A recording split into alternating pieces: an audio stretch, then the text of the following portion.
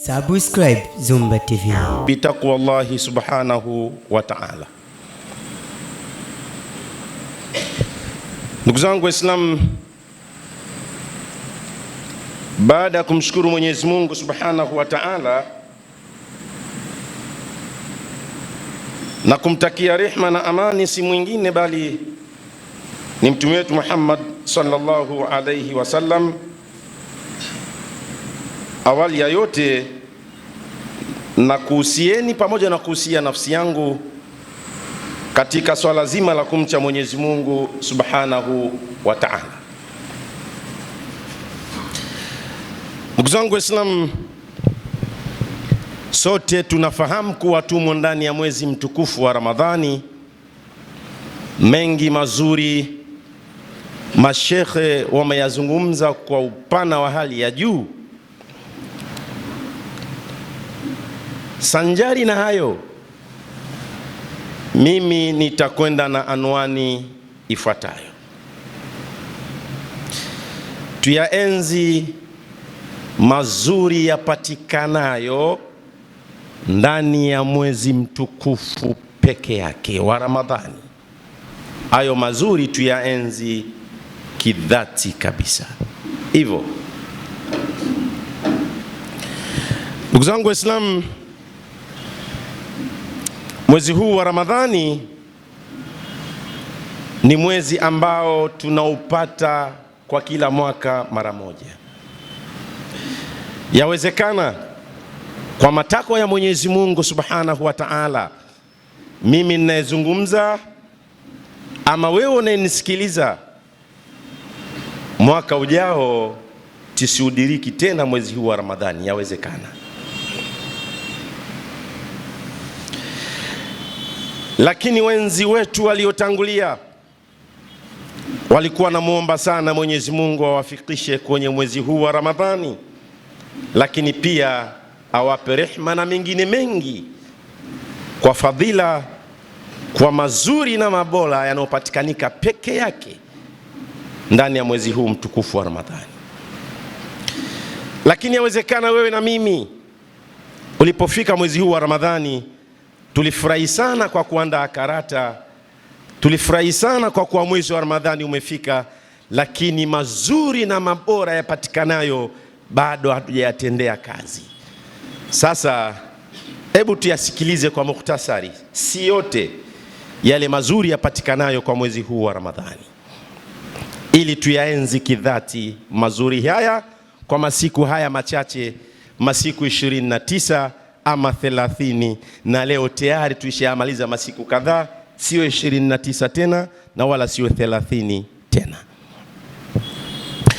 Ndugu zangu Waislamu, nitaanza na hadithi ya mtume wetu Muhammad sallallahu alayhi wasallam. Ni hadithi ndefu, nitainukulu kwa mukhtasari, na naanza na matini ya hadithi, sianzi na silsila ya hadithi. Anasema mtume wetu Muhammad sallallahu alayhi wasallam, na nukuu: qad jaakum shahru ramadhana shahrun mubarakun qad iftarada Allahu alaykum siyamahu wa fi riwaya qad kataba Allahu alaykum siyamahu tuftahu fihi abwabul janna wa tughlaqu fihi abwabu ash-shayatin abwabu an-nirani wa fi riwaya abwabu al-jahim wa tughlaqu fihi ash-shayatin wa fihi laylatun khayrun min alfi shahrin faman harrama khayraha faqad hurrima. Mwisho wa kunukuu. Maana ya neno kwa neno, anasema umekujieni mwezi wa Ramadhani, mwezi wenye baraka. Hakika Mwenyezi Mungu ameufaradhisha kwetu sisi mwezi huu wa Ramadhani, funga yake. Lakini ndani ya mwezi huu wa Ramadhani, moja, ufunguliwa milango ya pepo; mbili, ufungwa milango ya moto; tatu, mashaitani ufungwa; nne, Kuna usiku huo ni bora kuliko miezi 1000. Wastani wa utu uzima wa mtu aliyejaliwa utu uzima miaka 83, hiyo miezi 1000. Kwa usiku huu yeyote mwenye kuharamisha kheri hizi ameharamishiwa na yeye kheri zake. Mwisho wa tafsiri ya neno kwa neno. Tunakuja sasa kuangalia haya mazuri na kuiangalia kidogo hii hadithi bila ijmalia. Ndugu zangu Waislamu, nianze kidogo na wale wasomi. Sote ni wasomi, lakini tunakumbushana. Amesema qad jaakum shahru ramadhana, umetuijia mwezi wa nini? Wa Ramadhani. Faida katika neno jaa. Waarabu wenye lugha hii tuna maneno matano yatumikayo kama ni vitenzi vyenye kuashiria uhalisia wa matendo yafuatayo. Tuna kitendo jaa, tuna kitendo hadhara, tuna kitenzi wasala, tuna kitenzi wafada na tuna kitenzi gama. Nisirefushe maneno marefu. Tunaposema jaa, mara nyingi jaa inakuja kwa mtu huyu, jaa Muhammadun. Neno jaa haiji kwa watu waliokuwa zaidi ya wawili, ni huyu mmoja. Ikiwa zaidi ya wawili hadhara, likiwa kundi zaidi ya wawili wafada. Ndani ya wafada kuna ziada ya faida la neno lenyewe. Sasa kama neno jaa linakuja kwa kitu kimoja, akasema qad jaakum shahru ramadhana, umetuijia mwezi wa Ramadhani. Mwezi ni mmoja ama miezi ni mingi? Moja. Faida ya jaa. Mwenyezi Mungu anauliza kule, anasema yasalunaka anil ahilla, wanakuuliza kuhusiana na nini? Miezi ya miandamo. Al ahilla ni jamu ya nini? Ya al hilal. Mufradu ni hilal, wingi ni al ahilla. Wanakuuliza kuhusiana na miandamo. Sasa kama mwezi ni mmoja, kitenzi kimekuja jaa, kule Mwenyezi Mungu anasema al ahilla, anataka kusema miezi ni mingi. Kama miezi ni mingi, kwa nini asingesema qad hadhara shahru ramadhana? Tukatumia neno la hadhara, ikaja neno jaa kwa nini? Ndugu zangu Waislamu, nilisema natoa faida kidogo. Wewe msomi, nenda kaangalie falsafa na faida ya neno jaa katika mantiki hii. Na kule Mwenyezi Mungu anasema yasalunaka anil ahilla qul hiya mawaqitu linnasi wal hajj. Kwa nini al ahilla? Kwa nini jaa? Moja, tunaacha. Na Mwenyezi Mungu akasema shahru, akusema hilal. Mwezi huu ndio mwezi ule unaoandama shahr. Kwani Waarabu wanaposema miezi wana maneno mangapi? Tuna neno shahru mwezi, tuna neno al-hilal, tuna neno badru, tuna neno qamar. Na kila moja lina nafasi yake, sio mwezi tu.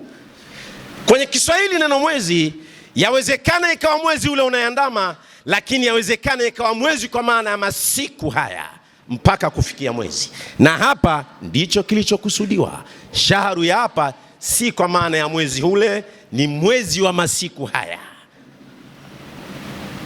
Sasa kama ni mwezi wa masiku haya, masiku yako 29 aidha 30.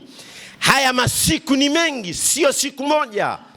Sasa kama sio siku moja, kwa nini kitenzi mtume kaanza na kusema qad jaakum shahru ramadhana? Ndugu zangu Waislamu, hiyo ni kidogo faida tu kwa wasomi, lakini twende tukaangalie taaluma zetu kwenye maneno kama haya, alafu ndio sasa tunaanza kuyadadavua. Huku sio kwangu, nataka kwenda kuzitaja hizo faida adhim zinazopatikanika ndani ya mwezi mtukufu huu wa Ramadhani peke yake. Niongezee kidogo hapa, akasema shahrun mubarakun, mwezi wenye nini?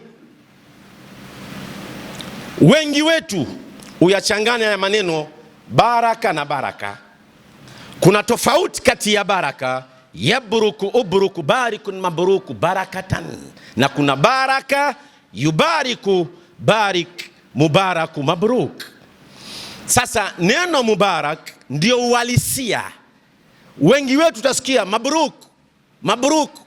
Neno mabruku kwa kutumia neno baraka yabruku, mabruk, sio mubarak. Inatumika kwa mnyama. Tunaposema jamalun mabruk, ngamia amepigishwa nini? Magoti. Neno baraka inatumika kwenye mnyama, sio kwa mwanadamu. Kwa mwanadamu inatumika baraka biziadati el alifi, inakuwa baraka yubariku, anta mubarakun, na sio anta mabruk. Maana yake anaweza kusema ndiyo, kumbe unamtukana, lakini kwa kutumia lugha za watu. Lazima kila tamko tuliweke mahala pake. Ndio maana akasema shahrun mubarak, akusema shahrun mabruku. Ndugu zangu Waislamu, twende na muda, twende sasa tukaguse hizo faida. Naruka na kwenda kuanza kuzitaja faida zipatikanazo katika mwezi wa Ramadhani. Akatangaza akasema, tuftahu fihi abwabul janna, ndani ya mwezi wa Ramadhani milango ya pepo hufunguliwa. Naanza hapa kwenye milango ya pepo na hotuba yangu itaishia hapa. Sintogusa kipengele cha pili, milango ya motoni na pia na kufungwa kwa mashaitani. Nitaishia hapa hapa kwenye ufunguaji wa milango ya pepo. Hotuba itaishia hapa. Anasema milango ya pepo inafunguliwa. Swali, ina maana miezi mingine yote milango ya pepo inafungwa? Ina maana miezi mingine yote watu yafanyao ya kheri hayafiki kwenye uhalisia huo? Jawabu, ufunguaji wa milango ya pepo katika kipindi hiki ni favor kwetu sisi Waislamu, hasatan kwa yule ambaye atakayetumia vizuri fursa hii. Maana ya kufunguliwa milango ya pepo, maana yake nini? Peponi aendi mtu mfanya maasi, mtu muovu, anakwenda mtu mtakatifu aliyefanya mema. Kwa mantiki hiyo, tunaamini kwa 100% ndani ya mwezi huu kila mmoja atayafanya kheri ili kutarajia kuweza kuingia kwenye ule mlango. Lakini kwa masikitiko makubwa, ndio mwezi wa kuyafanya mabaya katika baadhi ya Waislamu. Mabaya yenyewe unaweza kuyaona ya kawaida sana, ndiyo ya kawaida, lakini anakutoa kwenye mudi na uhalisia wa funga. Asili ya funga ya mwezi wa Ramadhani ni sawasawa na ndege mwenye mbawa mbili. Ndege mwenye mbawa mbili, moja ikivunjika hawezi akaruka. Ndege mwenye mbawa moja hawezi akaruka kamwe. Ndege anayeruka ni yule mwenye mbawa mbili, ndio anayeweza kuruka. Na mwezi wa Ramadhani ni sawasawa na ndege mwenye mbawa mbili. Mchana ni mbawa ya kwanza na usiku ni mbawa ya pili. Ndani ya mchana wa Ramadhani kuna kheri nyingi, na ndani ya usiku wa Ramadhani kuna kheri nyingi. Usiku na mchana wa Ramadhani ni unaweka tu inkamiati yako inajaa. Ukiyafanya mazuri kwenye mchana wa Ramadhani unaandikiwa mazuri zaidi. Ukiyafanya mazuri ndani ya usiku wa Ramadhani unaandikiwa mazuri zaidi. Sasa mwezi wa Ramadhani ni sawa na ndege. Wewe ukijiona unafunga usali, bado ndege hujamkamilisha.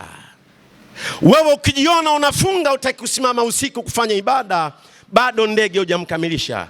Ili uikamilishe Ramadhani ni sawa na ndege wenye mbawa mbili. Mchana fanya mazuri, lakini pia na usiku fanya mazuri.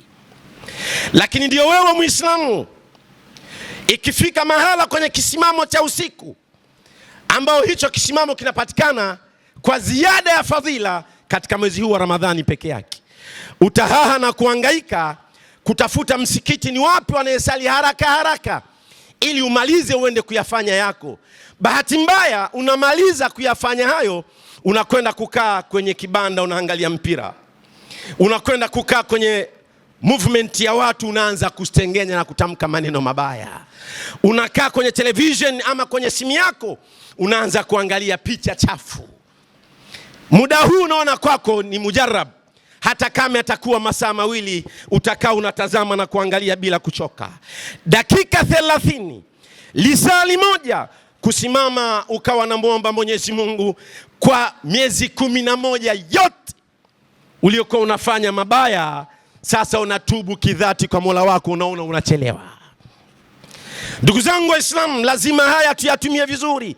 Ndio maana Mtume wetu Muhammad sallallahu alaihi wasallam akatangaza akasema, rubba qaimin laysa min qiyamihi shay'un. Huenda mtu ikawa anasimama usiku, lakini kusimama kwake usiku ikawa hana anachokipata. Unasimama ili uonekane kama wewe umesimama usiku, lakini pia unasimama riaa. Ukiachana na riaa, unasimama ili mradi kama vile umelazimishwa. Hakuna aliyelazimishwa. Kila mmoja anapoyafanya mazuri aelewe anayafanya kwa ajili ya nafsi yake. Mtume wetu Muhammad sallallahu alayhi wasallam aliambiwa na Mwenyezi Mungu, inna fatahna laka fathan mubina liyaghfira laka Allahu ma taqaddama min dhanbika wa ma ta'akhkhar.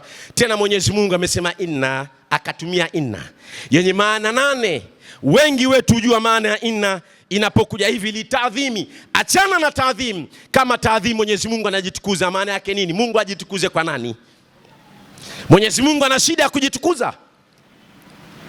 Kama Mungu anajitukuza hapa, maana yake kuna mwingine kama yeye, sasa yeye anajitukuza zaidi ya hayo. Huu ni ushirikina.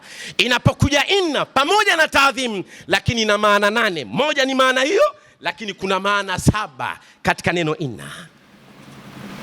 Sasa Mwenyezi Mungu anajitukuza kwa maana hiyo. Taadhimi yake ni nini? Sio maana yetu hii. Lakini ninachokikusudia, nasema Mwenyezi Mungu anatangaza kidhati kuwa amemsamehe nani? Lakini mtume akuboteka kwa sababu amesamehewa madhambi, bado alisimama usiku, miguu ikawa inamvimba kwa kusimama usiku kumwomba Mwenyezi Mungu, mpaka ikafikia mahala Mama Aisha anamwambia, wewe umesamehewa madhambi, kwa nini unataabika na kuhangaika? Acha. Mtume akasema, ala afala akuna abdan shakura, sina haki ya kumshukuru Mwenyezi Mungu? Pamoja kuwa amenisamehe madhambi yake, na haki ya kumwomba Mwenyezi Mungu na kumshukuru. Hii ndiyo shukrani yangu kwa Mungu. Nasimama na muomba Mwenyezi Mungu ili pia anizidishie kwa haya ninayemwomba. Ingekuwa wewe na mimi umeambiwa hivyo, basi ungelala chali, unasubiri kuosha mpiga muhindi, kazi yako ni kukaa tu kusikiliza. Vijana wa Kiislamu, wazee wa Kiislamu, tuachane na fikra mgando za kuishi eti kwa kumpiga muhindi, kubeti mikeka. Haya yanapunguza uelewa na feelings za akili zetu. Wataalamu waliposema kuna artificial intelligence na kuna natural intelligence, ifike mahala akili yako ifanye kazi bila kushikiwa na mtu. Fanya calculation ya matumizi yako ya kucheza kamari ulicholiwa, na siku unapokuja kumpiga muhindi unafurahi, unasema umempiga muhindi, kumbe ulicholiwa ni kikubwa, ulichokipata ni kidogo, kwa sababu akili yako haisense, haifanyi kazi kidhati. Wewe unaona sasa umefanikiwa. Ndugu zangu Waislamu, tuutumie vizuri mwezi wa Ramadhani kwa kuyaenzi mazuri yanayopatikanika peke yake katika mwezi wa Ramadhani, mwezi ambao inafunguliwa milango ya pepo kwa ajili yetu. Tuyafanye mazuri ili tupate kufikia kuingia hiyo milango. Mwenyezi Mungu tujalie. Ndugu zangu Waislamu, kwa kuwa muda wetu ni mdogo na nimesema nitasimama hapa nikupe kidogo faida ya hii pepo inayofunguliwa milango yake. Moja, Mtume wetu Muhammad sallallahu alaihi wasallam anatangaza, anasema, yeyote atakayebahatika kuingia peponi, yeyote atakayebahatika kuingia peponi, Mwenyezi Mungu tujalie. Peponi hakuna kuzeka. Uzee ni hapa duniani. Hata wale wazee wanaosema uzee mwisho chalinze, muelewe mkiingia peponi hakuna mzee. Maisha yetu peponi yatakuwa ni baina 33 aman, ni miaka 33 tu. Hakuna kuvuka hapo wala kwenda wapi. Milele na milele uko hapo. Manake wewe ndio kazi yako kula tunda. Faida ya kwanza, atakayebahatika kuingia wapi, anakuwa ni kijana miaka yote 33 tu.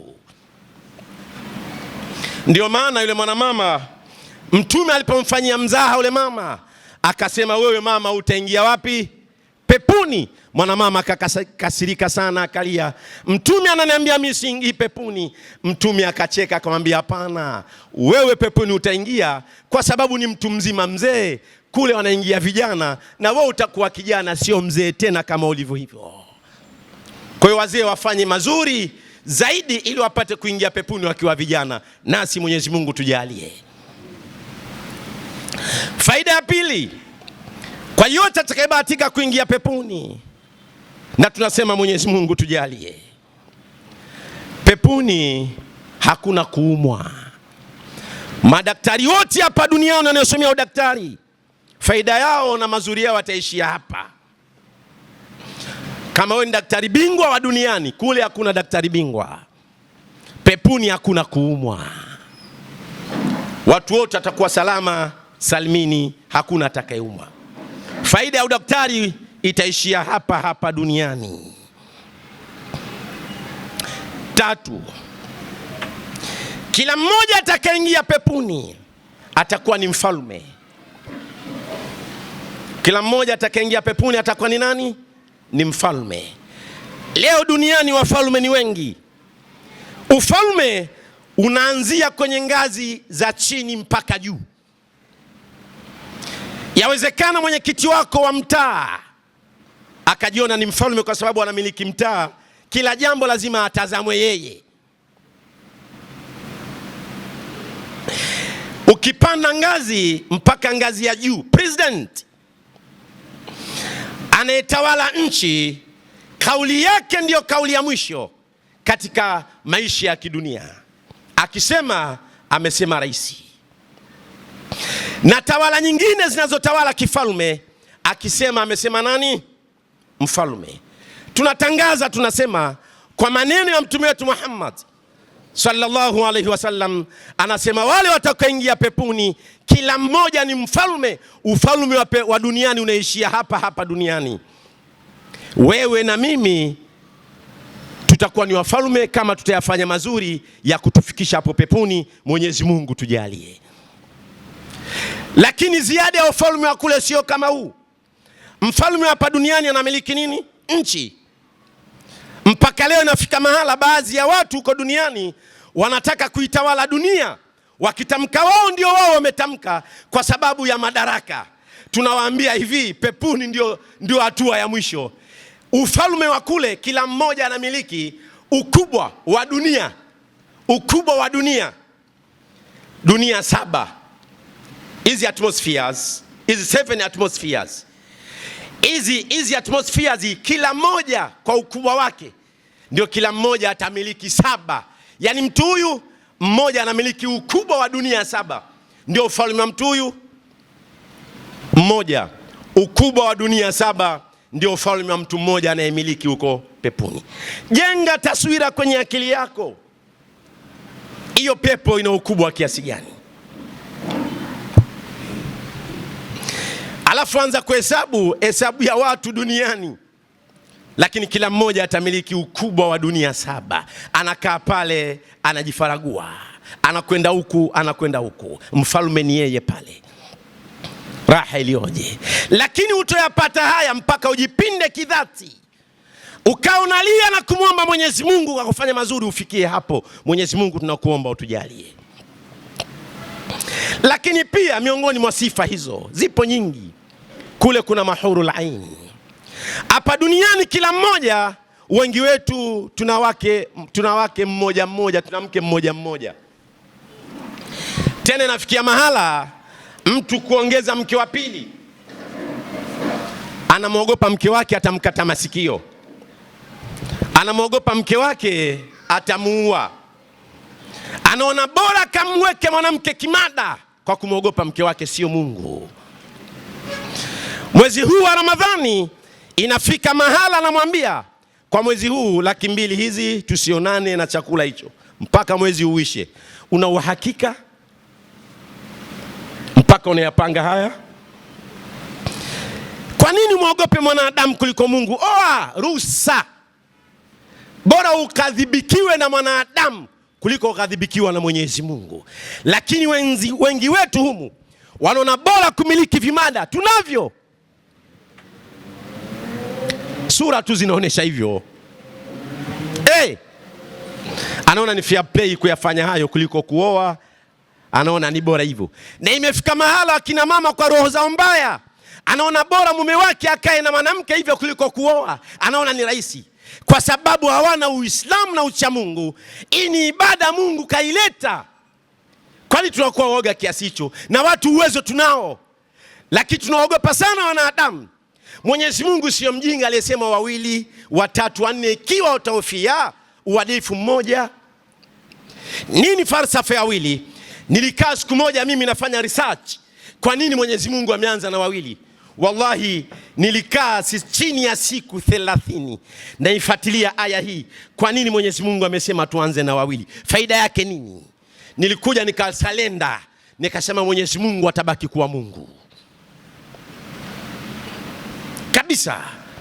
Ana hekima zali ya juu sana, lakini wanadamu hatujui. Sasa kwa mapenzi yake Mwenyezi Mungu anatuambia kesho siku ya kiyama watakoingia peponi, watakobahatika kuingia peponi kesho, basi hao yoyote atakayebahatika kuingia peponi, first of all kila mmoja anaanzia na wake yao. Hakuna atakayekuwa na mke mmoja kule, hakuna. Uoga wako utabaki hapa hapa, kule ukifufuliwa umeingia peponi. Moja ya faida na raha ya pepo, unaanzia wake yao. Ali hiyo umezunguka na hurul aini wakiwa taifat, wanakuzunguka mamilioni wako pale, unachagua unayemtaka na wala uchoki wala kusema leo kadha wa kadha, burudani. Faida kidogo pia niongeze ya hawa mahurul aini ambayo inapatikanika peponi. Akikushumu kwa maana ya kukubusu, harufu yake inayobaki kwenye khala yako haiondoki si chini ya miaka 7, ile harufu nzuri.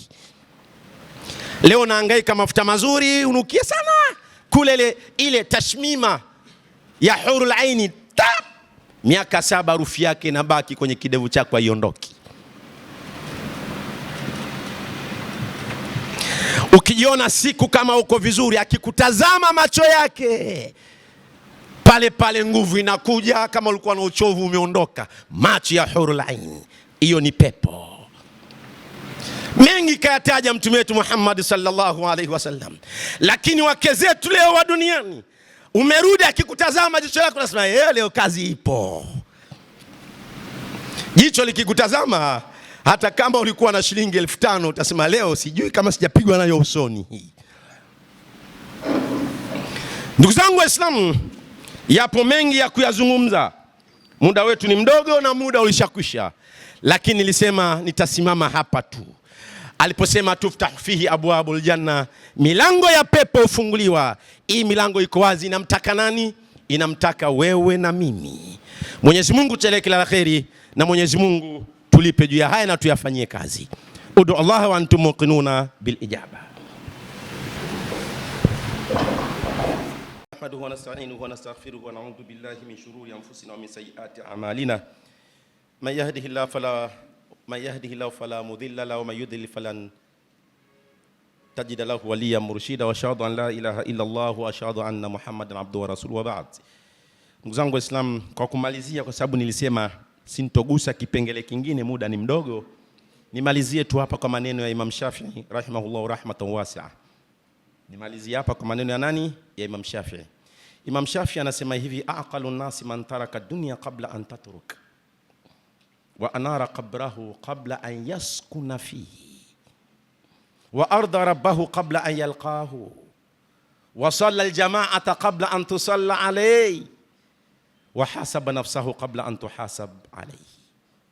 Mtu mwenye akili zilizo na akili ni yule ambaye ameiacha dunia kabla dunia haijamwacha. Unaiachaje dunia?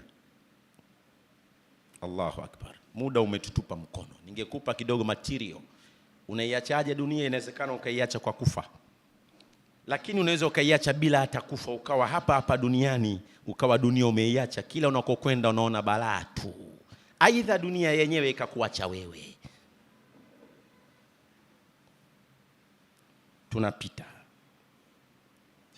kipengele cha pili, akasema wa anara qabrahu qabla an yaskuna fihi, akaling'arisha kaburi lake mtu mwenye akili nzuri. Ukaling'arisha kaburi lako vizuri kabla hujaingia ndani ya kaburi lako. Wengi wetu ung'arisha kaburi nje, sio ndani ya kaburi. Akifa mmoja katika sisi, marumaru nzuri juu ya kaburi hazimsaidii lolote yule aliyomo ndani ya kaburi. Niwaambie ni ukweli. Kwa nini? Naweka sawa. Tumesema kuna mambo matatu yanamfaa aliyefanya nini? Aliyekufa. Kuna sadaqatun jaria, au mtoto anayemuombea huyo aliyekufa, au elimu aliitoa watu wanufaika na elimu hiyo, kama mzee wetu baba yetu Sheikh Muharram Juma Doga mwafaru wa rahma waskana fil janna alitotuachia. Hiki tunachokifikisha yeye kule Nkamia inasoma tu, na wengine wengi aliyowafundisha Nkamia inasoma tu. Sasa wewe na mimi tuache athari hizi. Sasa yule unapomtolea sadaqatun jaria, ile sadaka ifanye kazi. Ukitoa mfuko wa simenti msikitini wakajenga, wewe si unaswali hapa, maana yake ile sadaka inafanya kazi, imewasaidia watu. Pale kaburini kama ni sadaqatun jaria tairizi pale, anayenufaika pale na ile sadaqatun jaria nani? Sijui mmenielewa? Pale unapojenga ile jengo unaweka mambo nzuri, kwa sababu mtu yuko chini, tufanye memtolea sadaqatun jaria, tufanye hivyo. Hii sadaqatun jaria pale ananufaika nayo nani? Ili naye apate. Msingi na falsafa wa sadaqatu lazima ilete manufaa kwa watu. Na chimba kisima hiki kwa niaba ya maiti wangu, watu wanateka maji pale. Watu wanaponufaika na maji, zile thawabu naye anapata kule. Tofali la msikitini watu wanajenga, wewe wanang'arisha kaburi juu, wakati kile akimfikii yule. Lazima tung'arishe kaburi letu ndani ambapo anapokaa mtu.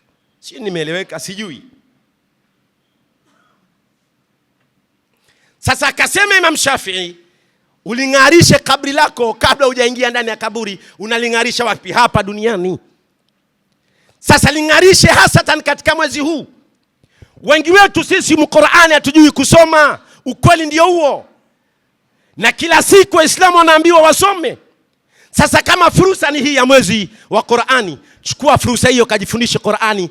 At least hata alhamdu ijue ibada yako inakwenda sawia, ukijua tanguzo ya sura hii kwenye ibada yako. Lakini ndio muda wetu mwingi tunautumia sasa. Karata nyingi zimenunuliwa, mabao mengi yamezinduliwa, na mengine mengi kukaa kuoana huko, kukaa huko kusengenyana huko, mambo mengi sana na maneno mabaya. Ndio hapa Mtume akasema uenda mtu ikawa watu wanashinda na njaa. Sikule akasema man lam yada qawla zuri wala amala bihi. Mwisho akaweza palesa haja tena yada ta'amahu wa sharabahu. Hakuna faida ya kuacha kula na kunywa ikawa bado kinywa chako kinatamka maneno. Ndio sisi watamkaji katika mchana wenye ndege moja hii, bawa moja ya mchana. Yule shoga yule mchawi yule kadha wa kadha. Huu ndio sio mwezi huo. Huu ni mwezi wa kuombana radhi. Tumetukanana sana, tumesengenyana sana, tumekata udugu sana. Watu watusemezani. Wapo watu wamefunga lakini na mwenzake aongei naye. Wapo. Mtume anasemaje? Yeyote aliyemwama ndugu yake siku 3 bila kuzungumza naye kafa motoni. Wewe unafunga, faida ya funga iko wapi? Unakaa bila kula, umeacha chakula chako cha halali, mke wako wa halali, kila jambo la halali kwa ajili ya imani yako, kwa kutamka shahada, ukasema shahada la ilaha illa Allah wa anna Muhammadar Rasulullah, alafu bado una maneno mabaya kwenye kinywa chako. Ifike mahala tubadilike, tutumie vema mwezi huu, twende sanjari kama mwezi unavyotutaka. Na tukiondoka kwenye kiwanda hiki, tuondoke tukiwa wasafi wazuri. Tung'arishe makaburi yetu kabla tujaingia. Hawa wema waliotangulia waling'arisha makaburi yao. Leo wanatamba kwenye makaburi yao. Leo wanaona nuru kwenye kaburi zao. Leo wanafurahi kwenye kaburi zao. Wewe na mimi tutafurahi kwenye makaburi yetu? Ndio kwanza wewe unatembea kiunoni una elizi kubwa. Ndio kwanza wewe unatembea kwenye mkono, Elizi inapumua. Ndio kwanza wewe unatembea usiku unageuka kuwa paka. Ndio kwanza wewe kila jambo baya kaumu Luti unafanya wewe. Waislamu, ifike mahala tulie kidhati kwa Mwenyezi Mungu, tumrejee kidhati Mwenyezi Mungu ili Mwenyezi Mungu apate kutusamehe. Mlango ya pepo uliofunguliwa katika mwezi huu wa Ramadhani, mwezi mtukufu, ili tuweze kupita kwa salama salimini. Ndugu zangu Waislamu, nimekula muda, namalizia maneno ya Imam Shafi. Akasema wasalla aljamaata qabla an tusalla alayhi, tujitahidi kusali jamaa kabla hatujasaliwa. Swala isiyokuwa na rukuu, swala isiyokuwa na sijida, swala ya mwisho watu wanakuaga. Bahati mbaya ya swala hiyo, hata ndugu yako wa karibu anakaa nje kule kama hakujui, shekhe na wenzi wake ndio anakuswalia. Ndugu yako asikuswalie. Tena shehe anatangaza, jamani ndio tumswalie. Kila mmoja amekaa kule, Simba atampiga 3. Kila mmoja amekaa kule, hiyo safari Yanga hatoki. Kuna nani Kibasa si nani na kadha. Haya ndio maneno yetu. Sasa hivi kila ukikaa unaambia kuna winga ya hatari Simba kulia, kuna winga ya hatari Simba kushoto. Ni basi si ndio hiyo? Tunajua. Na kule unaambia kuna mmoja hatari. Watu wanakaa ni tarehe moja. Hata Ramadhani tayari ishatolewa kwenye mudi ya Ramadhani. Mwambie mtu leo toa 100,000. Ambayo 100,000 ukiutoa kwenye miezi mingine unapata hivyo. Kwenye mwezi huu ni sawa sana milioni 10, 100,000 ukitoa fadhila zake. Lakini uko tayari kuwasafirisha watu kama itakuwa Zenji ama hapa kuwakatia tiketi. Wapo ni wewe na mimi. Nikwambia nipe 100,000, wameanza mashina kadha. Lakini uko tayari kumkatia yule tiketi yule kadha wa kadha. Ndio wewe na mimi. Hivi mtani kwako kuna watu wanahitaji iftari? Hivi mtani kwako kuna watu wenye haja? Ambapo kifuturisha mmoja sawa na watu 10 na ziada katika mwezi huu wa Ramadhani. Ndugu zangu Waislamu, maneno hayataisha, mazuri yapo hasatan katika mwezi huu. Tukisema tuzungumze mpaka jioni tutafika. Kikubwa tunakatisha mwisho, akasema ihesabu na kuitathmini nafsi yako kabla hujatathminiwa na Mwenyezi Mungu. Mwenyezi Mungu tujalie kila la kheri. Mwenyezi Mungu tulipe juu ya haya, tuyafanyie kazi mema ndani ya mwezi wa Ramadhani na nje ya mwezi wa Ramadhani. Mwenyezi Mungu tuwafikishe na tujalie. Mwenyezi Mungu Ramadhani kwetu ina baraka na kheri kwetu. Tuifunge kidhati na ni sababu sisi tukifa kuingia peponi. Nimezungumza kipengele cha kwanza tu, tuftahu fihi abwabu aljanna, abwabu nari na abwabu shayatini, huko sijagusa. Mwenyezi Mungu tulipe, Mwenyezi Mungu tujalie kila la kheri. Inna Allaha malaikatahu yusalluna ala nabi ya ayyuhalladhina amanu sallu alayhi wa sallimu taslima. Allahumma salli ala Muhammad wa ala ali Muhammad kama sallaita ala Ibrahim wa ala ali Ibrahim fil alamin innaka Hamidul Majid. Ya Allah. اللهم ربنا أرض عن أبي بكر الصديق التقي وعمر الفاروق النقي وعثمان ذي النورين زكي وعلي وفي رضي مرضا صحابة الله أجمعين والتابعين لهم بإحسان إلى يوم الدين. اللهم ربنا أرنا الحق حقا وارزقنا اتباعه وأرنا الباطل باطلا وارزقنا اجتنابه. اللهم ربنا أعزنا بالإسلام يا أرحم الراحمين. يا رب افتح لنا واغفر لنا ما قدمنا وما أخرنا. أنت تعلم بنا ولا نعلم بك يا أرحم الراحمين. يا رب اغفر إخواننا في فلسطين. يا رب اغفر إخواننا في فلسطين. يا رب اغفر إخواننا في فلسطين والمسلمين في كل مكان يا أرحم الراحمين. ودمر أعداءك وأعداء الإسلام يا أرحم الراحمين. يا رب أنزل علينا سكينة والوقار في كل مكان. يا رب أنزل علينا رزق إن كان في السماء وأخرجه إن كان في الأرض يا أرحم الراحمين. وقربه إن كان بعيدا يا أرحم الراحمين. وكثير إن كان قليلا يا أرحم الراحمين. عباد الله، إن الله يأمركم بالعدل والإحسان وإيتاء ذي القربى وينهى عن الفحشاء والمنكر والبغي يعظكم لعلكم تذكرون. فاذكروا الله العظيم يذكركم واشكروه على نعمه يزدكم ولذكر الله أكبر والله يعلم ما تصنعون وأقيموا الصلاة.